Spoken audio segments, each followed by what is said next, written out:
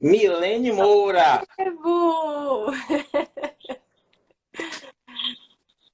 E como aí, é que tá você?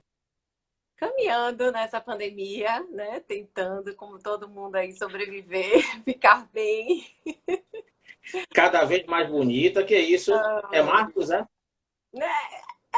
Não sei a idade, a gente vai cuidando mais um pouquinho. O pessoal vai ficar assustado aqui quando eu lhe apresentar e ver o tempo de experiência que você tem. Você foi emancipada, com certeza. Por favor, diga isso. Quer dizer que eu tenho mais idade do que eu tenho também, não, porque já tá Ô, demais. Mi, você pode levantar a sua câmera só um pouquinho? Tá Levanta. cortando sua testa. Sim, Mais, perfeito. mais um pouquinho. Subir mais um pouquinho só. Aí tá perfeito. Perfeito. Já temos 13 pessoas. Hoje vamos bombar aqui, viu, Mi? Jean, Mari que entrou, Maristela. Beijo, Que Mari. legal. Que legal. Mi, para que você entenda, eu sei que você acompanha nossas lives, a gente sempre comenta sobre isso, e é uma audiência que para mim me deixa muito feliz. É o projeto Lebô Consultorias em Live, e eu tenho a honra hoje de receber você para fechar o projeto. O projeto, como todo projeto, tem um início, meio e fim, e ele finaliza hoje com você, minha amiga de longas datas, Milene Moura, para minha satisfação, e com um tema que é muito caro para nós dois. Entendo que é um tema muito importante para o momento que a gente está vivendo hoje, que é a comunicação e o marketing no mundo VUCA, tá? Então, muito obrigado de ter você aqui essa noite, viu? Eu que agradeço, Lebo. Enfim, como você falou, somos amigos de longa data, né? Desde a primeira vez, assim, primeira conexão de trabalho, a gente já, né, se alinhou perfeitamente, porque a gente pensa é muito parecido, né? Então, aquelas pessoas mais caxias, assim, fora o pensamento, né, estratégico, enfim. Então, eu estou muito feliz, queria agradecer, né, pela honra, principalmente de fechar o projeto, que eu imagino que vem outras edições aí, porque você com sua consultoria está aí caminhando a passos largos. Obrigadíssimo pelo convite. Muito obrigado. Então, vamos começar. Vou lhe apresentar, posso? Pode! Olha, aqui é um mini do mini currículo, viu, pessoal? Pelo amor de Deus, tá? Milene Moura, graduada em Publicidade e Propaganda pela querida Universidade Católica de Salvador, especialista em marketing pela ESPM, doutorando e mestre em Cultura e Sociedade pela UFBA, autora do livro, e nós vamos comentar aqui mais tarde sobre esse livro, TV Digital ou Digitalização da TV, as transformações da TV brasileira. Olha que tema fantástico, gente. Certificada pelo Grupo de Mídia SP, professora universitária há 17 anos, olha a questão da emancipação aí da idade, e agora a surpresa, experiência no mercado profissional de 23 anos já. E hoje também líder de qualidade nacional da Laureate University, tá? E, talvez, um dos aspectos mais importantes do currículo de Milene Moura, casada com Marcos e mãe de Guilherme. Confere-me. Confere! Olha, eu só vou mandar aqui Posso mandar um recado para Guilherme e para Gui? Lógico, ele está assistindo. Gui, tá assistindo? Gui, veja só, meu velho, aproveite que sua mãe está aqui comigo. Vá para a sala e vá bater baba. Pegue a Não! bola. Ó, a TV é a trave e o Meu sofá é a Deus! torcida. Você Depois eu te faz o gol na chamo. trave e corre para a torcida, viu, Gui? Depois eu te chamo para me ajudar a arrumar, porque durante o dia já tá o carro. Só a gente sabe o que está acontecendo, né, com a administração de filhos, não é isso? Com certeza, as aulas online, enfim. Mi, vamos lá. Antes de começar propriamente dita a nossa live, já temos 20 pessoas, ok? Pessoal, vão chegando aí, vão chamando os amigos, tá? Hoje é imperdível. Ó, o Maridão entrou aqui agora, viu? Mandou um sinal. Mi, primeiro eu vou fazer um preâmbulo aqui do que é esse mundo VUCA, né? Para que todos entendam. Eu não sou muito adepto de sopinha de letrinhas, mas infelizmente ou felizmente, não é? Professores, autores, eles têm que criar nomenclaturas, métodos para poder facilitar a venda e a explicação. Então vamos lá, a sopinha de letrinhas Do VUCA, VUCA. do VUCA. Eu ainda vi um termo hoje que me mandou do MUVUCA, criando mais dois termos, eu digo, não, aí já é demais, é muito complicado para a nossa cabeça entender isso. Mas o que seria, né, esse mundo VUCA? Primeiro, foi um termo criado pelo Exército Americano no final da década de 90, okay? Ou seja, um termo ligado à guerra, e vivemos realmente um cenário de guerra, um inimigo invisível causando mortes, né, a pessoas, destruindo famílias, histórias e também economia, empregos e mercado. Então, o VUCA, aportuguesando, trazendo para a nossa língua, é volátil, incerto, complexo e ambíguo. Volátil, turma, porque muda o tempo todo. Tá? Incerto, porque é difícil fazer previsão. Tanto eu quanto o Mi somos especialistas em análise de cenários. Hein, Mi? Quantos TCCs analisamos isso Não daí? é? Experiência prática. E você analisar cenário hoje, você pode fazer até uma análise. Sim.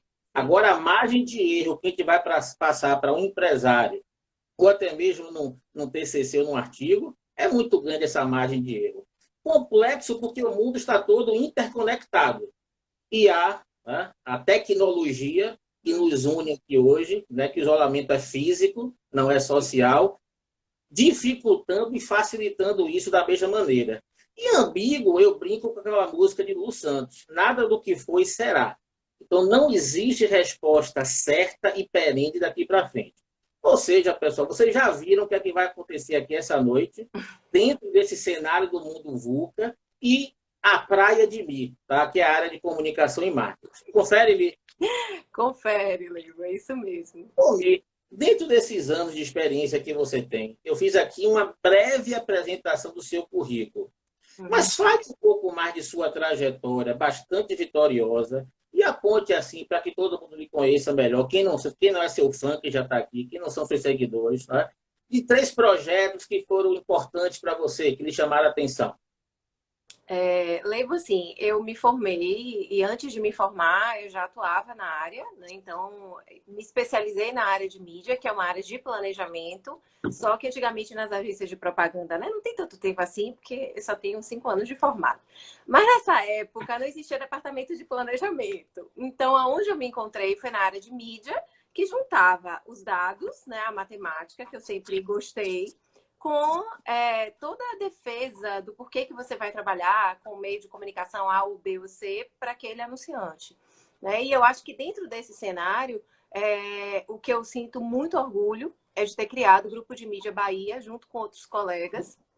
Então, sou certificada pelo Grupo de Mídia São Paulo, que foi o primeiro, né, que é o centro, mas o Grupo de Mídia Bahia eu tenho um carinho especial, porque eu e mais 5 colegas criamos esse grupo, então a gente foi atrás, sem grana, né, sem ter como financiar grandes eventos, mas a gente foi atrás e fez um evento, e até hoje o Grupo de Mídia Bahia, né, ele está sendo bem desenvolvido e bem tocado aí pelos outros colegas que estão trabalhando com ele à frente dele, né, no momento. Com relação à academia, né, então eu comecei a dar aula logo depois que eu me formei. Então, no outro semestre, me formei em um semestre, no outro, meu professor, que tinha sido meu professor de mídia, me chamou para avaliar a banca de TCC, né, exatamente onde a gente se encontrou. Não nessa época, mas depois, na Unifax. Então, nesse período, eu comecei a entender que eu gostava de explicar ou de entender tecnicamente o papel dos outros, né? O que os outros estavam desenvolvendo. E isso, obviamente, culminou em pesquisas. E eu acho que o grande o grande marco, assim, em segundo e terceiro e primeiro, eu nem sei classificar, eu acho que é o livro, né, que você mencionou, que foi fruto da minha dissertação de mestrado, que é o meu projeto também de doutorado, é trabalhar e pesquisar a TV digital. Então, no momento, a TV digital ainda estava incipiente. Quando eu comecei a pesquisa foi em 2012. Né? A gente não tinha passado por tanta transformação, a gente não sabia o que vinha depois. Eu achava que TV digital era só a TV, né, tradicional digitalizada. E depois eu fui entender, a gente vai falar um pouco mais à frente sobre isso, fui entender realmente que é muito mais do que isso, né? Então a gente trabalha aí com várias plataformas. E aí acho que o outro orgulho é ter conseguido publicar em livro, né? E hoje eu tenho muito carinho por essa pesquisa, eu continuo trabalhando com ela, com muita dificuldade, porque é difícil a gente trabalhar primeiro com dados, né? Buscar dados, então não é tão fácil. As empresas não estão tão abertas, né, para a gente coletar, e eu trabalho diretamente com algumas empresas. Mas eu acho que é extremamente gratificante, né? Porque quem é pesquisador, e a gente acha, às vezes o estudante pergunta, Pro, você só dá aula, né? Quantas vezes a gente já ouviu isso? Já teve vontade de dizer assim, como só dar aula, né? Então, o professor que é pesquisador, que vai investigar mais sobre o assunto, é um professor que ele vai buscar sustentação científica para defender determinados caminhos que ele acredita, né? Ou para entender que aquele caminho que ele acreditava não era o melhor. Então, isso é que eu acho que, né, traz essa veia de dinamismo. A sala de aula, né, cachaça, óbvio, mas a pesquisa eu acho que é meu xodó hoje. Eu acho que, né, essa pesquisa sobre digital me abriu muitas portas e me abriu a mente. Antigamente eu achava, como eu falei, né, que a TV estava limitada ao aparelho, né? Eu achava que eu tinha uma limitação ali, principalmente sendo mídia, eu lidava com os veículos de comunicação o tempo inteiro. Então a pesquisa me abriu um mundo, né? Assim como hoje talvez eu abra outras pessoas que pesquisem comigo, tenham os mundos abertos ou que leiam o que eu escrevi, assim como você, assim como tantos outros pesquisadores, eu acho que é a gente conseguir, né, abrir esse mundo aí, tanto para nós quanto para quem está lendo, né, aquilo que a gente publica. E olha que massa, já estão comentando aqui que nesse mundo VUCA, se for a muvuca está proibido por causa da pandemia. Quem será que está comentando isso? Quem deu a ideia dessa live? Meu professor Agnello Rocha, maravilhoso. Pessoas dizendo aqui que ensinar realmente é uma cachaça, que também querem ensinar, ou seja, vão evoluir espiritualmente, né, Mi? Com certeza. Mi, eu tenho que pegar o gancho do que você comentou agora e de explorar um pouco mais sobre o seu livro, tá? Depois da exploração máxima que eu falei sobre o seu livro, a gente vai para outras perguntas direcionadas ao que está acontecendo hoje em dia. Sim. Mas você falou em transformação digital, tá? Em grande número de dados e informações, quantidade imensa de Big Data, ok? Os algoritmos perseguem a gente. É incrível o que está acontecendo. Como é que você vê, Mi, tudo isso que está acontecendo? Porque, apesar de muito nova, você pegou o crescimento da publicidade no Brasil, o crescimento do profissional de mídia. Como é que você vê tudo isso? E qual foi a sua abordagem em seu livro? Eu vejo assim um cenário VUCA, né, para o digital. Antes da pandemia, não tem como falar isso. Eu acho que muitas pessoas acreditavam que era um cenário que estava bem distante, né? Inclusive eu que pesquiso cenário, eu achei que determinadas implementações de determinados cenários no nosso mundo ainda demandaria muito tempo, especialmente no Brasil. E a gente viu que toda transformação aí indicada pela pandemia só fez acelerar. Né? E eu trouxe um pouco desse momento e dessa estrutura no livro, falando e contextualizando a cultura digital, né? Falando um pouco e pesquisando, entendendo como esse cenário da cultura digital influenciou diretamente nos meios de comunicação, em especial na televisão. Né? Então, eu trago todo esse apanhado, né? E eu falo um pouco sobre esse cenário da cultura digital, trago essas informações. O que muda com a cultura digital? Né? Muda o acesso à informação, a gente tem muito mais informação fácil, né? Mais fácil, digamos assim, mais acessível. A gente começa a poder dialogar com o emissor da mensagem. Então, eu não sou apenas o emissor e o receptor, ele vai ficar simplesmente, ele vai emitir a opinião dele, mas para ele e para um grupo seleto de pessoas. Não, a gente já consegue amplificar isso, especialmente por conta da internet. E a televisão, ela se transformou nesse processo. Né? Então, hoje, a gente não chama só a televisão, o aparelho, né? Aquilo que é transmitido no aparelho. E eu fui investigar, porque para mim era surreal eu pensar que eu poderia chamar de televisão, Netflix, o YouTube, né? Por que televisão? Se eu sempre tenho que ter um veículo de comunicação ali atrelado, Globo, TV Bahia, TV Aratu, SBT, enfim. E hoje eu entendo e defendo muito, né, essa teoria de que tudo que trabalha com conteúdo audiovisual pode ser chamado de televisão. Então, eu fui buscar a fundo o termo televisão, o que é que significa, fui entender em termos de conteúdo, porque quando a gente emite uma mensagem, a gente não tem só aquele conteúdo, aquela informação que está sendo emitida, a gente tem um canal, né, até chegar ao receptor. Então, eu fui tentar explorar todos esses elementos para entender como essa transformação da cultura digital, ela chega para a televisão. E aí, no final do livro, eu trago, né, algumas aplicações práticas e algumas análises práticas de como isso aconteceu no nosso mercado. Né? Então, como isso aconteceu aqui no Brasil. Óbvio que eu não consigo abarcar o Brasil inteiro, mas como Salvador, a gente tem um cenário que ainda está engateando em relação à TV digital, eu preferi abordar realmente o Brasil com dados mais gerais. E hoje, no doutorado, eu estou aprofundando a questão da medição de audiência. Então, a Globo se vende, né, se destaca em determinado portfólio por conta do número de pessoas que estão assistindo aquele programa naquele dia, naquela hora, etc. Só que a gente tem muita gente que assiste a Globoplay. Como é que eu vou entender, né, que audiência geral é essa, tanto da internet, a Globo na internet, né, e a Globo na TV aberta tradicional, que hoje passou pelo processo de digitalização. E eu tenho a Globo na TV por assinatura, que também é digital.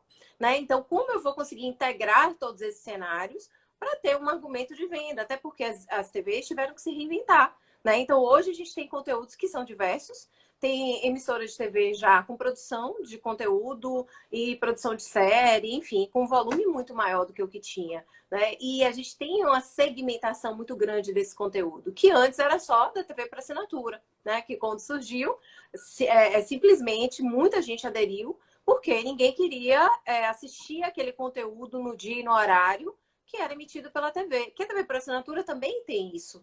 Porém, qual é a vantagem da TV por assinatura? Se eu quero assistir esportes, eu vou acessar o canal de esportes e só vou assistir aquilo ali, né, até o momento que eu tiver vontade.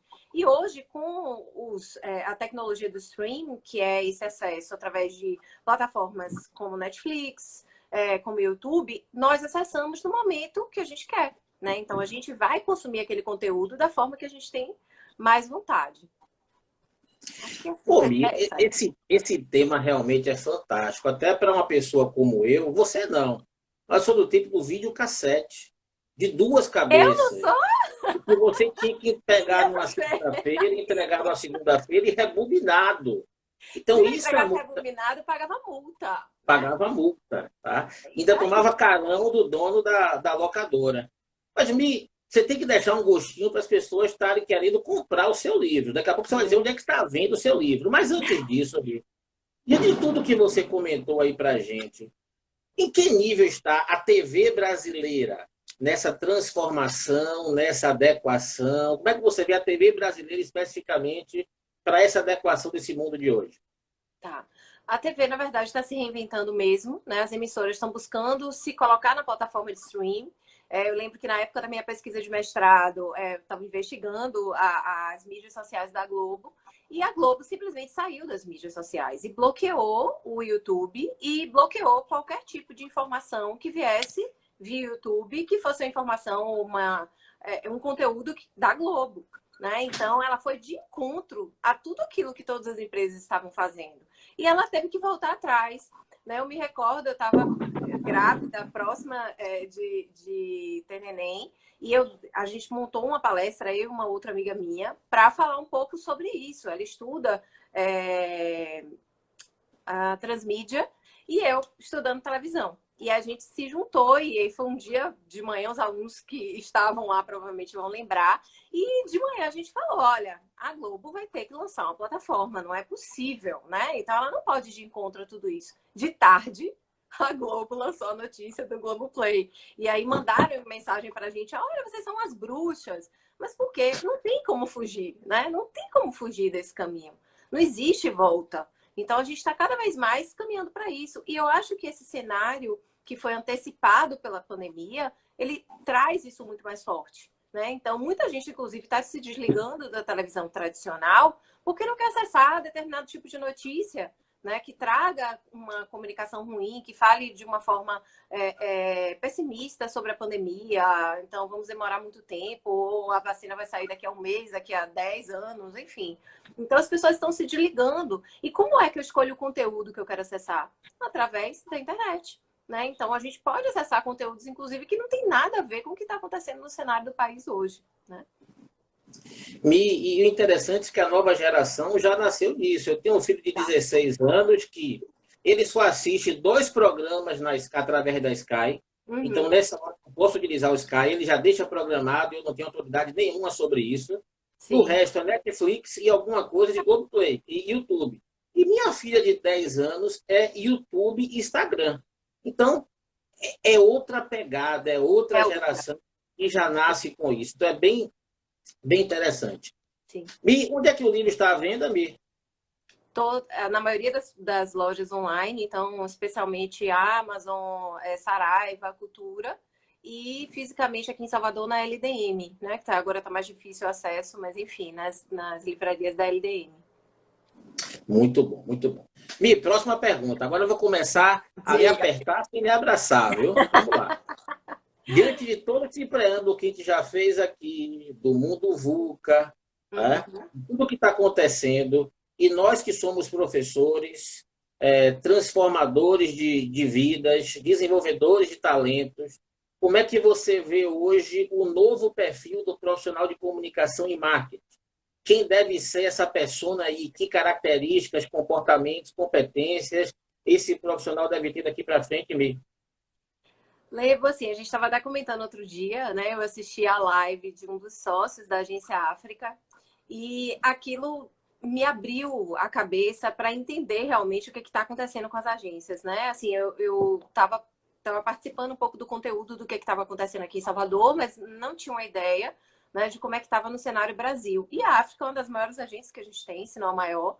E ele estava comentando muito, assim, que ele vai começar a contratar não pelo local físico onde a pessoa mora, né? Então ele vai começar a fazer seleções nacionais, mundiais. Então, uma pessoa que mora em outro país pode ser funcionário, só tem que estar ali naquele momento, naquele dia, naquele horário, para determinadas atividades presenciais que venham a surgir.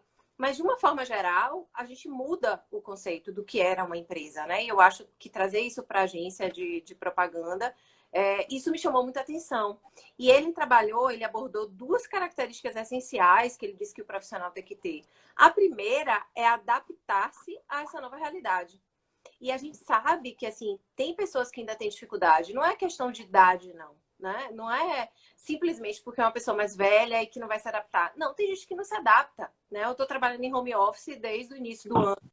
Então, quando veio a pandemia, eu ainda estava meio assim, né, na transição. Não é fácil, né? Só que eu já estava meio que conformada. Quando veio totalmente a pandemia, eu tive que me adaptar, e com o filho em casa, né? Às vezes a gente está trabalhando ou está numa reunião, mamãe, né? Então, todo mundo está passando por isso.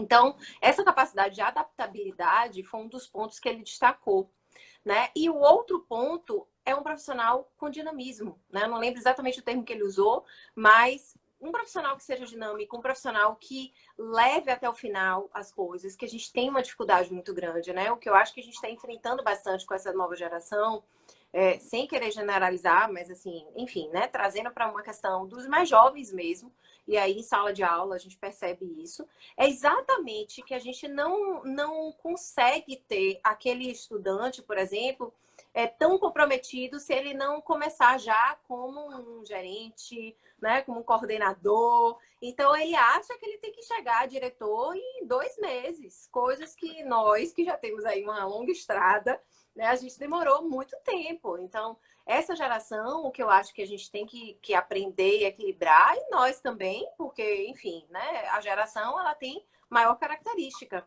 Mas as gerações anteriores, a nossa geração, por exemplo, pode ter pessoas que tenham esse perfil também. Mas, de uma forma geral, eu acho que essa questão da gente buscar ser mais dinâmico, levar à frente, ser resiliente, né? Então, eu acho que todos nós temos que ser resilientes. Se não formos agora, a gente não vai ser nunca mais, né? Vamos combinar, porque depois de tudo que está acontecendo, não tem como, né? A gente não tem como pensar em não se adaptar àquele cenário. E um profissional que realmente seja realizador, né? Então, eu acho que é bem bacana essa palavra, porque, de fato, eu acho que traduz aquela pessoa que consegue levar adiante os projetos, né? Então, não é puxando o saco, não é porque é meu amigo, não, mas esse cara aí, né? Então, o seu Alessandro Leboreiro, realizador pra caramba, né? Então, fazendo 1000 coisas ao mesmo tempo, ele me falando, ai meu Deus, eu tô fazendo isso, isso, isso, chega, eu fico zonza, né? Então, é isso que o mercado quer. E essa palestra me chamou muita atenção. Então, quem quiser acessar, entra inclusive no YouTube Chacoalha, tá? Da FENAPRO. da Federação Nacional das Agências de Propaganda. Bem bacana essa palestra e eu acho que abre a nossa mente, né? Então, eu acho que eu pensei muito dos meus alunos ali. Olha, a Agnello está jogando dura. A Agnello também é outro realizador. Pessoal, a Agnello é um grande professor, grande publicitário, Também, sócio da maravilhoso. Rocha Comunicação, tem um curso também. Tá aqui, ó, que eu sou rubro-negro. Ele também é rubro-negro. Ai, meu Deus, E o que maravilhoso é que eu. professor também. Exatamente. O que é que eu digo sempre assim, dessa geração que a gente acompanha como professor, né? Eu já tenho 22 anos como professor, 23 anos quase como professor. Eles têm muita iniciativa e pouca acabativa. É como É, você disse aí. sim. Desistem muito facilmente do que estão fazendo. No mundo VUCA, eles são altamente voláteis. São. Então, aí, pessoal, para quem é estudante que está vendo aí, não dá para ser assim. Não. Planeje mais, entenda o projeto que você vai fazer e acredite no que você está fazendo. Não vai ser na primeira dificuldade, no primeiro empecilho, que você vai desistir. Que é isso? E aí a tal da resiliência é fundamental. Né? O termo antifrágil também está sendo muito utilizado agora, porque o resiliente é aquele que sobrevive e Uhum, volta ao estado normal. O perfeito. antifrágil é aquele que sobrevive e volta mais forte. E Sim, seguramente resiliência vai passar a ser pouco daqui para frente. O termo é antifrágil, o termo da moda. Os modismos, né, Mi? uhum, Voltar melhor, sempre. voltar melhor do que era antes. Outra coisa que eu digo, gente, para qualquer profissional, também para o estudante, é você se pensar como empresa. O curso que eu faço agora de marketing pessoal e técnico de atrás com Fausto Soares, ele trabalha toda a parte de comunicação com técnicas de teatro, e foi o pulo do gato que a gente teve para fugir daquele padrão de oratória. Não Uhum, é isso, é a prática, como sim. se fosse um ator realmente criando uma persona. Mas você se pensar como uma empresa. Então, por exemplo, Milene. Milene é consultora também e trabalha numa grande multinacional de educação. Beleza. Mesmo trabalhando numa grande multinacional de educação, ela que tem que ter um comportamento empreendedor. Ela é uma empresa, mesmo sendo uma empregada seletista, vendendo um serviço dela. Como consultora, idem. Abrindo um CNPJ, idem. Então, gente, você que está assistindo a gente aí, tem que se comportar como um empreendedor, como um produto. Eu insisto nisso. Quer seja um administrador como eu de formação, quer seja uma publicitária como Milene. Isso é fundamental para os dias de hoje, tá? Então, Mi, E só fazendo demos um algum. adendo, com a nova lei Perfeito. trabalhista, né, a gente não tem mais esse vínculo. A maioria das empresas não quer mais gerar um vínculo formal, né? Vamos combinar. Então, as empresas estão pedindo o quê? Que o colaborador ele abra um MEI, né, microempreendedor individual, e através daquele MEI ele vai receber sua grana mensalmente, né? Ou como consultor, enfim. Então, existem vários formatos aí. E eu acredito que isso vai caminhar daqui para frente. Então, se você trabalha numa empresa e você já tem o seu MEI, você pode também desenvolver outras atividades para complementar sua renda, né? E para também ser mais dinâmico no seu trabalho. Não, perfeito. E, por exemplo, eu trago isso para a minha realidade hoje. Nós somos profissionais de mercado. Onde Uhum, tiver uma boa proposta, desafiadora e que uhum, remunere bem, a gente analisa. Mas, por exemplo, o que eu estou desenvolvendo hoje, os projetos que eu tenho, para eu largar tudo e aceitar uma proposta de uma empresa, tem que ser algo muito interessante. Se é uhum. simples, chega para mim, Leboreiro, eu quero você por 10 horas semanais, eu quero que você me entregue isso. Me apresente um projeto, uma proposta de trabalho e que assine um contrato. Eu trabalho para 3, 4, 5 empresas diferentes. Perfeito. Então, a gente acorda, é isso que vai acontecer. Uhum. A CLT já está toda preparada para isso, regulamentada. A pandemia veio acelerar esse processo. Então, gente, acorda, o modelo é esse. Que tipo de expertise Milene Moura e Leboreiro têm para o mercado? O que é que eles podem oferecer? Você Uhum. pode oferecer para a empresa A, B e C, com Uhum. contratos de prestação de serviço, com CNPJ, troca de nota fiscal, atendendo a expectativa e fazendo entrega. E, É, por ser sincero, Mi, esse modelo fortalece até mais que o prestador de serviço. Sabe sim, por quê? Porque quando assinar um contrato com a empresa ABC do Nordeste, está lá as cláusulas contratuais. é Ó, verdade. você acertou um contrato comigo por esse Uhum. escopo de serviço, por essa carga horária. Qualquer coisa que você venha cobrar a mais, está fora de um processo. Então, Perfeito. o que as pessoas dizem também que vai precarizar o trabalho, eu não sei.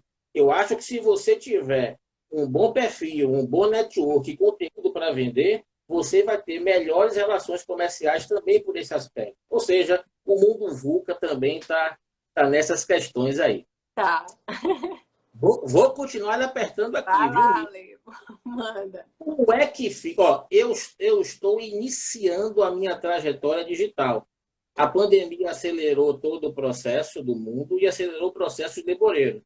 Em 4 meses de isolamento físico, né, eu criei esse projeto com 7, 8 lives. Eu participei de 4 lives como convidado, pós-graduação remota. Mas assim, eu sei que você é expert nesse assunto. Me explique aí o que é marketing digital, para que serve, como as empresas e pessoas estão utilizando e como é que ele pode ser maximizado nesse cenário. Tá, o marketing digital ele deriva da cultura digital, né? É óbvio, mas assim, só explicando um pouco e contextualizando, a cultura digital é algo mais amplo. É a nossa mudança de comportamento para acesso à informação, né? Para acesso, como eu falei, para televisão. Então a gente não acessa mais da forma que a gente acessava apenas, né? Então muito pouca gente hoje se mantém apenas assistindo a TV aberta, tradicional, os canais A, B ou C. Então as pessoas vão buscar outras formas de acesso a conteúdo. E essa forma de acesso a conteúdo, ela pode vir de diversas frentes. Se ela vier de uma plataforma impulsionada pela internet, abarcada pela internet, que é o que a gente tem hoje com, por exemplo, o YouTube, que eu considero uma TV digital, né? Então, eu tenho um conteúdo audiovisual que está ali naquela plataforma de internet. A gente não tem só o rádio tradicional. A gente hoje, inclusive, tem as emissoras trabalhando também com plataforma na internet, né? Ou com aplicativo, ou através de site. Então, qualquer situação de divulgação que a gente trabalhe no digital, com base na internet, a gente pode chamar de marketing digital. Qualquer situação para divulgação da empresa, desculpa, tá? Então, o marketing ele vai fazer com que você alavanque e impulsione seu negócio. E aí a gente tem 4 elementos essenciais, né? O produto ou serviço, o preço que eu vou atribuir para aquele produto, como eu vou distribuir aquele produto, ou seja, como as pessoas vão ter acesso, e a comunicação. E o marketing digital, ele vem abarcar especialmente a comunicação. Então, como eu vou me comunicar? E a maioria das empresas hoje, minimamente, querem se comunicar pela internet. Por quê? Primeiro, todo mundo está na internet. A gente nem acredita mais em empresa que não tem minimamente um Instagram. Não vou nem dizer mais site, porque muitas empresas aderiram como página principal o Instagram. Então, se a empresa não tem Instagram, né, basicamente a gente nem acredita, acha até que é uma empresa de segunda linha. Então, a primeira coisa. A segunda coisa, se as empresas não investem também nessa plataforma, porque tem muita empresa e cliente nosso, né, quando a gente vai começar a trabalhar, que acha que simplesmente você ter uma página no Instagram e publicar é o suficiente. Era, né? Era quando a gente começou o marketing digital. Então, no início do Instagram, o Instagram entregava a comunicação, a publicação que a gente fazia para a maioria das pessoas que estavam ali na sua lista, né? Que eram seus amigos. Mas agora a gente tem uma limitação e cada vez mais o Instagram, o Facebook vai limitar, porque é como se eu desse um gostinho de degustação, né? Então, assim, olha, agora que você já sabe o que você já teve retorno, agora venha, vai me investindo. E tem muita empresa que começa a investir no digital e diz, eu não tenho grana não, então eu vou só investir no digital, em marketing digital. E não é isso. Né? Não adianta só fazer a publicação. Lógico que tem empresas que têm objetivos A, B ou C e empresas que têm outros objetivos. Mas, de uma forma geral, para a gente trabalhar o marketing digital e conseguir ampliar o nosso escopo de atuação, a gente tem que investir. E não precisa ser um investimento altíssimo, não. Se você tem pouca grana, né, e você só tem, sei lá, R$ 1.000 por mês, R$ 500, enfim, depende do negócio. Você pode investir impulsionando, ou seja, fazendo com que você filtre o perfil de pessoas que vai receber a sua comunicação, né? Porque você vai ter um percentual muito pequeno que vai receber de forma orgânica, ou seja, sem ser pago. Então, você vai postar aqui essa live, você vai ter uma parte dos seus seguidores, né, organicamente recebendo aquela comunicação. Mas você não vai ter muita gente que vai receber. Então, é seleto. Se eu quero atingir, você, por exemplo, agora está trabalhando com cursos, né? Especificamente para um público jovem. Jovem e trabalhador, né? Digamos assim. Então, se você quer atingir o público de 20 a 40 anos para seu curso, você vai impulsionar para esse perfil. Não, eu quero atingir o público universitário. Você pode fazer esse filtro. Mas você tem que investir um pouquinho sempre, até você conseguir ter um retorno e conseguir reinvestir cada vez mais nessa área. Mas as empresas acham que é simplesmente colocar na plataforma. Então, o que a gente investia, por exemplo, para ter o seu intervalo comercial, 30 segundos na TV Bahia, né, que no Jornal Nacional, sei lá, gira em torno de 30 mil reais uma vez que ele vai aparecer, fora a produção que você vai fazer, né, a filmagem, a edição do comercial, enfim. Hoje você consegue investir. Se você pegar esse montante e investir todo no digital, a depender do porte da sua empresa, você tem um investimento maravilhoso. Não quer dizer que o investimento que é feito na TV, ele é desnecessário. Depende da intenção da empresa, como eu falei, dos objetivos. Ele permanece, para algumas empresas, como excepcional e imprescindível. Mas, de uma forma geral, o marketing digital é impulsionar essa comunicação e trazer essa comunicação para a internet. E aí a gente vai entender como a gente vai fazer isso, né? Me interessante é como, por exemplo, o rádio soube se reinventar. Eu sou um ouvinte da Rádio Metrópole desde que Mário Kertz criou a rádio. Sim. E ela hoje você assiste o programa através das plataformas. Então, diziam que o rádio ia acabar. O rádio se reinventou de uma maneira tão interessante através do quê? Desse modelo de plataforma.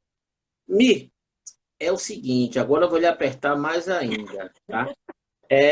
Deixa eu fazer uma pergunta para intercalar uma sequência que a gente Tá. desenvolveu aqui, de um tema bem polêmico que está acontecendo agora, tá? Como é que você está vendo a questão da liberdade de expressão e você, como comunicóloga, mercadóloga, né, publicitária, isso é fundamental.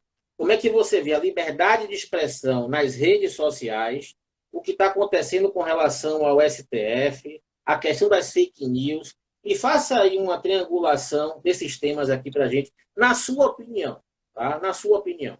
Tá. O que acontece, Leibo? A gente tem pouquíssima legislação sobre digital. A verdade é essa, né? Então, o que a gente tem de grande peso é o Marco Civil da Internet, que não é grande peso, né? Isso é uma verdade. Então, a gente tem muito pouca regra para um cenário completamente novo, VUCA, né? Pois é. E que agora, na pandemia, se multiplicou, enfim, eu não sei nem contextualizar o quanto a gente cresceu nesse cenário aí, nesse período. Só que a gente tem muito pouca regra ainda. Então as pessoas acham que podem fazer o que quiser na internet, que a internet é mundo de meu Deus, né? Não tem dono. Então eu posso ser racista, eu posso ter comentários homofóbicos, né? Eu posso fazer uma série de coisas e não ser punido. E a gente está tendo algumas iniciativas aí, inclusive na justiça, né? De alguns projetos de lei que tentam minimizar isso. Mas não tem nada que realmente, de forma sustentável, a gente consiga ter uma regra mais apropriada, né? Isso é verdade. E a outra questão, nossos dados. Quando a gente faz, ou quando a gente atua na internet, né? Ou quando a gente começa a trabalhar especificamente com a internet, ou usar a internet, apenas usuário, nossos dados vão se proliferando, se multiplicando. E para onde vão esses dados? Né? O que a gente vai fazer com esses dados aí lá na frente? O que as pessoas vão fazer? O que as empresas vão fazer? Né? Então, um dia ou outro, a gente começa a receber mensagem no WhatsApp, que a gente não sabe de onde veio. Ligação já é antigo, né? Então, ligação, telemarketing é antigo que, enfim, na minha opinião, é furada, é barca furada, porque ninguém aguenta mais. E-mail marketing super invasivo, né? As pessoas roubando senha. Hoje eu fui acessar meu Spotify e aí recebi uma mensagem de que minha senha não era aquela. E eu tinha anotado minha senha, eu tenho certeza que era aquela senha que eu acessei ontem. E assim, eu tive que mudar a senha. Que bom que eu consegui recuperar. Mas como é que pode, né, a gente não ter o controle sobre nada? A gente não tem controle sobre os nossos dados. E a gente não sabe para onde é que vão e o que vão fazer com eles. E o pior, empresas comercializam sem a gente saber. Né? A gente imagina, mas a gente não sabe. Então, tudo que a gente faz na internet, e às vezes até próximo à internet, mas sem um acesso direto, aquilo ali fica registrado. Então, fala perto do seu celular ou da sua televisão, que tem, de repente, um microfone embutido, como a gente tem hoje, inclusive, determinados, como é que eu posso falar? Dispositivos, né? Inclusive da Amazon, que é a Alexa, o Google também, né? O Google Home. Mas fala perto ali para tu ver o que vai acontecer. Vem uma sequência de informações e você não sabe de onde é que vem. O próprio WhatsApp, quantas vezes a gente não tá falando alguma coisa, E depois a gente entra no Facebook e no Instagram, tem aquela comunicação pra gente, uma comunicação similar. Você diz, leram meus pensamentos. E não é bem assim, né? Então, a gente sabe que tudo está entranhado. E o que a gente coloca no Facebook está indo para o Instagram e vai para WhatsApp, até porque a gente tem um conglomerado, vários conglomerados de tecnologia no mundo, né? Então, a gente sabe que está tudo integrado e que nossos dados estão ali se perdendo, indo para algum lugar que a gente não sabe onde é que é. Mas boa coisa, a gente não sabe, né? Pessoal, vocês estão vendo o mundo VUCA, né? O Big Brother, vivemos efetivamente no Big Brother de nossa vida e de nossas informações. Onde é que tudo isso vai parar, Mi, na sua opinião? Observe, a gente fazia uma pesquisa de mercado, lembra? Daquele modelo tradicional, para entender muitos o dos nossos perfil do alunos entraram aqui, público, inclusive né? fizeram. Para segmentar. Aí eu estava lendo uma reportagem que só no Facebook ele tem um atributo de classificar gêneros com mais de 90 tipos de gêneros diferentes nos Estados Unidos. Gente, me explique isso daí. Aonde é que a gente vai parar com essa questão desse número de informações e como as empresas podem trabalhar? E informações, Leiba, assim, que eu acho que muitas vezes não são nem fidedignas, assim, nem correspondem à realidade, porque você pode fazer um cadastro, simplesmente aquela informação veio por um cadastro e não por uma percepção dos seus dados, né, dos algoritmos, como a gente chama.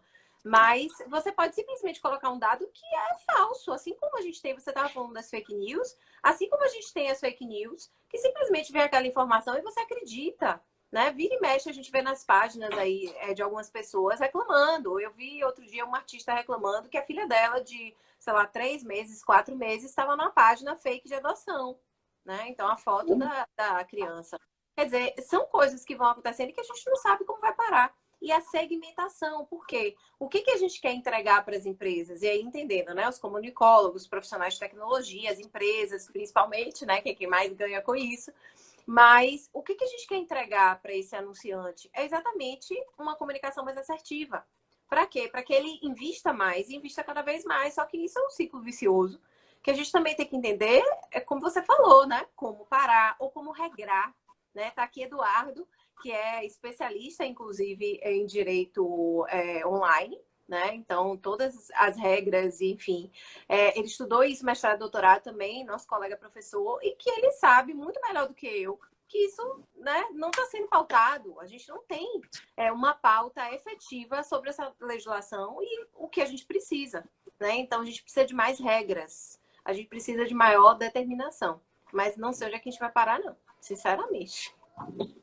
Aí realmente vai ser o aprender fazendo, né? Acontecendo, errando. Um abraço, professor Eduardo, querido professor. Tá? E como é que fica, então, o comportamento do consumidor nesse modelo atual da era digital? O comportamento do consumidor é o mais diverso possível. E o que mudou com a era digital? A gente pode mapear esse comportamento e tem minuto a minuto. A gente consegue saber o que aquele consumidor está fazendo. Então, antigamente, a gente tinha uma pesquisa de mercado que me dava um dado genérico. Né? Então, me dava uma média, enfim, uma amostra. Eu tirava um pedacinho daquele grupo de pessoas que correspondia ao grupo total, universo. E eu pesquisava aquele grupo. Hoje, não. Eu tenho um dado detalhado de cada indivíduo que eu quero. Né? E isso me traz maior assertividade. Mas também, aí falando enquanto profissional de comunicação, é muito mais difícil trabalhar. É mais fácil porque eu tenho mais dados. Mas é muito mais difícil, né? Porque eu não sei como é que eu vou usar esses dados todos. E aí, falando de uma geração que eu vivi essa mudança na comunicação que foi muito forte, muito brusca. Pra você tem uma ideia, quando eu me formei, no último ano de faculdade, uma amiga minha disse assim, Mi, vamos fazer um e-mail? Eu falei, o que é e-mail? No Zip e-mail, não sei se existe mais. E aí, por isso que ficou até Mil Moura, né, meu login, porque em tudo eu colocava Mil Moura, eu falei, sei lá, bota qualquer nome. E no último ano de faculdade, então você imagina, isso foi 2000. Né? Então, de 2000 para cá, o quanto que mudou. Então, eu comecei na propaganda, ainda na faculdade, e eu não tinha, como profissional de mídia, um investimento em internet. Eu não sabia nem o que era. Só para você ter uma ideia, Lê, um amigo meu contou uma história bem interessante. Ele trabalhava no Ibaía, que, enfim, ainda existe, mas que se transformou um pouco. Uma parte mudou para o G1 Bahia, mas, enfim, é um portal local. E ele disse que um dado momento, logo no início, né, do Ibaía, a comunicação era feita por banner, né, na internet. Então, é aquela tarjinha, geralmente no campo superior, que a gente chama de full banner. E esse full banner, né, quando a gente mandava para o veículo de comunicação para divulgar, ele tinha que ser mandado digitalmente, óbvio, né? Então você tinha que mandar por e-mail, enfim, na época, zip, CD, o que fosse. E ele disse que ele chegou a receber o banner físico impresso, para você ter uma noção do que é a adaptação de mercado. Então, assim, lógico que na minha situação era um pouco diferente, né? Mas eu e meus colegas, a gente teve que se reinventar. Então, minha geração entrou no mercado de trabalho e não sabia como era criar para a internet, né? Trabalhar como mídia para a internet, trabalhar um planejamento para a internet, a gente não sabia. Até hoje eu aprendo. E foi uma das coisas que eu comecei a pesquisar a TV digital, porque eu me coloquei, né, para dar a cara a tapa, exatamente porque eu disse, eu preciso entender mais sobre digital. E eu fui pesquisar, investigar, e eu disse, eu vou pesquisar a TV digital. E no início, para mim, era super difícil, como eu falei, congregar e entender que a TV aberta, por exemplo, não era a única forma de televisão, né? Entender o cenário da cultura digital. Para mim foi difícil, porque era um choque de realidade. Imagino que você trabalhar a vida inteira como agora. Tantas pessoas que trabalhavam, iam lá, batiam ponto, né? Que não acessavam praticamente computador e que tem que se reinventar agora e acessar computador a todo momento, faz ponto online, faz reunião o tempo inteiro, não sabe nem utilizar o software, porque não estava na expertise daquela pessoa. Então, era um pouco disso, mas não era só o lidar com aquele trabalho de forma diferente como a gente tem agora, mas é você se reinventar no seu conteúdo. Então, você assumir, olha, eu não sei tudo que eu preciso saber e eu preciso aprender mais. E até hoje eu aprendo, né? Então, assim como meus colegas, a gente está buscando, né, aprender nessa realidade, por exemplo, de nossos alunos que já sabem. Eu digo todo dia a eles, vocês têm uma facilidade, porque a utilização da plataforma digital para vocês é muito mais fluida. Para a gente não é. Então, você tem essa vantagem enquanto profissional. Aproveite. Vai olhar as agências de comunicação, as agências que só trabalham com digital. Quais são aqueles profissionais que ficam na linha de mídia, que ficam na linha de criação? São os mais jovens. Tem aluno recém-formado que já está num bom espaço, né? Que tem aluno na faculdade que já está num bom espaço. Então, assim, é uma vantagem competitiva, mas que os profissionais de comunicação têm buscado, mas não é fácil. E aí, em todas as áreas, né, Leba? Administração, você como professor, eu como professora, meus colegas professores tiveram que se reinventar nessa pandemia também, entender o que era o aplicativo, entender o que era a operação daquilo ali, né? Entender como funcionava a ferramenta, às vezes não sabe, né, como lidar com aquilo ali. E não é fácil, não. É muito difícil. Então, só fortalecendo a ideia do mundo VUCA. O pessoal está elogiando muito aqui. Pessoas queridas, não dá para dizer o nome de todo mundo, mas Letícia Lima, Maristela. Olha, a Agnello tá demais. Eu acho que a Agnello tá tomando um vinho. Disse que você foi professora dele. E é assim, Óbvio, eu nunca me esqueço quando eu comecei a ministrar aula no curso de Publicidade e Propaganda, que juntou Costa Gomes, meu mentor, orientador de mestrado e doutorado, saudade. Agnello e Maurício, para fazer uma música de boas-vindas e Posso colocar. cantar? Eu recuperei aquele vida. Posso Um dia desse eu vou. cantar? Não. Eu vou. Eu me lembro que eu estava fazendo minha dissertação de mestrado no carnaval, todo mundo mandando mensagem, sabe, tomando cerveja, pulando a piscina, e eu aqui só ouvia o carnaval, a musiquinha, porque eu consigo trabalhar, né, com o som de fundo, e ouvindo a musiquinha e lembrando de você, porque foi o ano do carnaval dessa música, viu? Teve Só uma vou dar uma música. dica de piscinico. Não. Rapaz, 3 caras sérios, doutores, o outro coronel do Exército do Estado-Maior. Sei não, viu? A professor, quando se junta, é pior É do. terrível, né? É terrível, é Olha, pior a do gente tá que. mandando eu cantar. É piscinico. Não. Rapaz, só Parece não sei um para nome que, limpo. não sei para que eu fui tocar nesse assunto. Eu não falei Mas, nada. Depois eu te falo. Mi, Oi. ó, eu comecei a nossa live aqui, temos mais 10 minutos. Rapaz, como o tempo voa, pelo amor de Deus. Tudo que é bom dura pouco. Falando da ideia do mundo VUCA, que ele não é um termo tão novo assim, começou no final da década de 90, viu, da área militar, mas essa pandemia, que eu considero a terceira guerra mundial, totalmente diferente das outras, mas vivemos sim, na minha modesta opinião, a terceira guerra mundial, ela veio acelerar, ou seja, maximizar mais ainda, se é possível falar assim, essa questão do VUCA. Tá? E agora, Mi, daqui para frente, né, o que é que a gente pode fazer? Qualquer profissional, somente quem lida na área de comunicação e marketing, como enfrentar isso e como se comportar daqui para frente? Eu sei que não é fácil, que são achismos, que a gente está vivenciando isso, é tudo muito novo, mas que conselhos, né, você daria para os profissionais, principalmente a galera de comunicação e marketing?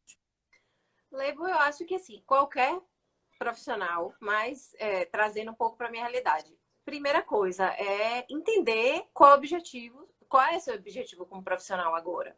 Entender que o cenário, né, falando como professor de planejamento, o cenário macroambiental, o entorno mudou. E agora eu não posso continuar a mesma pessoa, né? Eu não posso ser o mesmo profissional. Eu tenho que entender quais são aquelas ferramentas que eu tenho que utilizar para me adaptar. Então, pensando aí como, né, bom analista de cenários, é entender o entorno, entender o meu macroambiente, o cenário mudou, entender o entorno, né? Então, aqueles meus concorrentes ou aquelas empresas para as quais eu trabalhava ou eu trabalho, o que mudou? O que eles estão pedindo? O que eles estão fazendo de novo? Né? Fazer um mapeamento também desse cenário e depois me diagnosticar, né? Entender exatamente quais são os meus pontos fortes, o que eu tenho de fragilidade que eu preciso melhorar, o que eu ainda não me adaptei às ameaças, ou seja, aquilo que mudou com a pandemia, como eu falei, né? Então, tem muita gente que ainda não sabe mexer com a ferramenta. Então, de repente, fazer um curso, né? Para mim, eu já anotei vários para fazer. Meu planejamento fica desse tamanho, né? Mas, assim, tem passo a passo. Então, tem prioridade. E aí, depois, a gente desenvolve um planejamento de ações mesmo. E a gente tem que colocar no papel, porque se a gente não coloca, a gente não faz.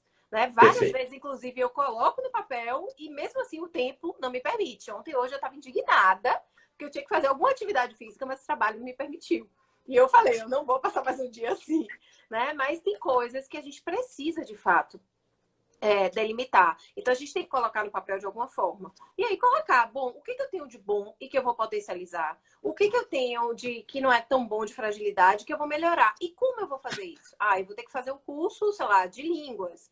Eu vou fazer um curso sobre plataformas na internet. Então, a gente vai listando o que a gente tem que fazer. E aí, você faz um cronograma. Ninguém tem dinheiro e tempo para fazer tudo, né, de vez. Então, a gente faz uma sistematização, um cronograma de como é que a gente vai seguir a partir de agora. E aí, você entender também o seu cenário. Então, como eu falei, o marketing e a comunicação mudaram muito rapidamente. E a gente tem um novo cenário. Então, de repente, o profissional que queria trabalhar num outro estado, né, num outro país, e que não tinha coragem de dizer assim, mas eu vou ter que me mudar, eu tenho que levar minha família. Quem sabe agora, né? Quem sabe? Agora, uma coisa, Lebo, eu aprendi na minha vida, assim, toda, e fiz sempre, e muita gente deve ter me chamado de chata por causa disso. Persistência. Né? Quando eu quero uma coisa, não é que eu seja melhor, não, mas eu batalho de todas as formas para conseguir. Então, isso, para a gente fazer isso, a gente tem que colocar no papel e saber exatamente qual é a estratégia.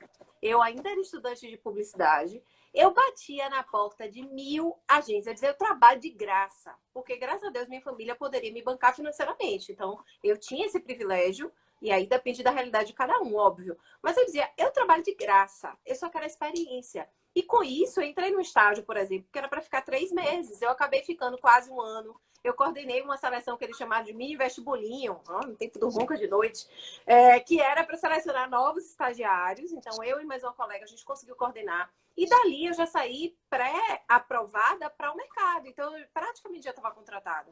Né? Então, antes de sair da faculdade. Então, a gente tem que colocar no papel.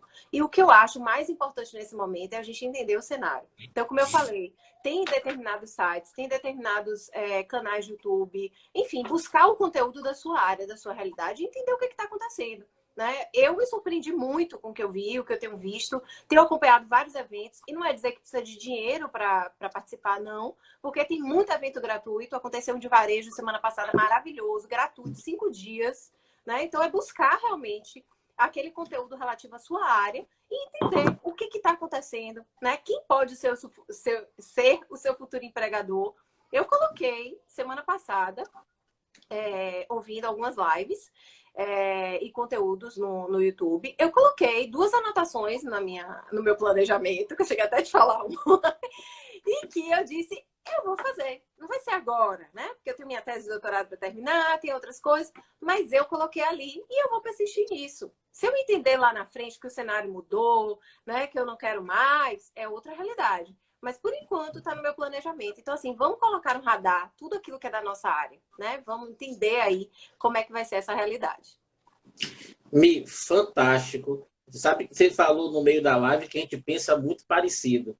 Se quando a gente se conheceu, em uma semana parecia que tinha 10 anos que a gente se conhecia. Eu penso exatamente dessa forma. E assim, a única coisa que eu fico preocupado é que algumas pessoas estão meio que perdidas, sem saber, entendendo que a situação está difícil, até lendo o cenário de uma forma até realística e interessante, mas sem ação, meio que inerte, meio sem um propósito, sem entender o que é que ela está fazendo aqui, ó céus, ó vida, ó dor, sabe? E isso me inquieta muito. Por isso que eu desenvolvi o projeto de mentoria. Qual o papel de um mentor? É pegar essa pessoa, dar uma orientação, entender o que ela quer, descobrir esse talento e fazer uma trilha dentro de uma área que a gente conhece. Esse é um trabalho que está me fascinando por causa disso. Porque você disse exatamente o que o profissional tem que fazer. Só que tem pessoas que estão no estado de inércia. Não tem essa motivação, né? Não tem motivação, motivos que levam à ação, se sentem inseguras, um nível de uma baixa autoestima. Então, vivemos realmente um momento de carência das pessoas. E a pandemia exacerba tudo isso, tá, gente? Então, pelo amor de Deus, ó, as 33 pessoas que estão aqui agora, ouçam o que Milene disse aí pra gente. Isso é fundamental. Agora, gente, objetivo. O que é que vocês têm de objetivo? Não é possível. Quanta gente resgatou na pandemia talentos que tinham antigamente, sonhos que tinham e estão desenvolvendo agora. Gente, esse é o momento. E todo mundo tem pontos positivos. Não existe isso. O seu ponto positivo pode ser diferente do meu, mas é um ponto positivo seu. Então a gente tem que destacar aquilo que a gente tem de bom. É isso que o publicitário faz, né? Eu tento fazer. Então, assim, a gente tem que destacar aquilo que a gente tem de bom. Nem sempre a gente vai estar bem, nem sempre a gente vai estar com ótimo humor, nem sempre a gente não vai ter uma depressão ou um processo, né, de ansiedade por conta do que está acontecendo, mas vai procurar entender como resolver isso para conseguir direcionar, né? Mi, ó, nós temos mais 1 ou 2 minutos, tá? Muito obrigado por tudo. Eu que agradeço. Um beijo no seu coração. E assim, ó, uma mensagem final, tá? Porque esse Instagram é meio sacana, ele acaba do nada. Tá? Então, uma mensagem final aí pra gente. Foi maravilhoso conversar com você, Adorei viu? também, Lebo. Obrigada. Obrigada pelo convite. Essa lei está junto com amigos, né? Então, você é meu amigo querido, você sabe disso. E eu acho que é isso, é resiliência nesse momento. E assim, vamos planejar a nossa vida, porque se a gente deixar o barco correr, né, você vê que as pessoas que não deixam estão passando pela pandemia da mesma forma. E se a gente não se organizar, né, é pior ainda. Então, tenta estabelecer uma meta, um objetivo e colocar as estratégias ali e pensar no seu ponto positivo. Todo mundo tem ponto positivo. Então, não existe isso. Negativo temos todos também. Mas positivo é pegar o seu ponto positivo e destacar aquilo ali o máximo que puder. Tá? Obrigada, Lebo. Muita saudade. E quem sabe, em 2022, depois que nós dois defendermos as nossas teses, que são assombrações, dentro do meu planejamento no papel e do seu, tem alguma coisa em comum. Né? Alguma interseção entre nós dois. Já começou. Viu? Beijo, muito obrigada. Um beijão. Obrigada, pessoal, boa noite a todos. Boa muito noite. obrigado. Hein? Tchau, Mi. Tchau, Lebo. Tchau.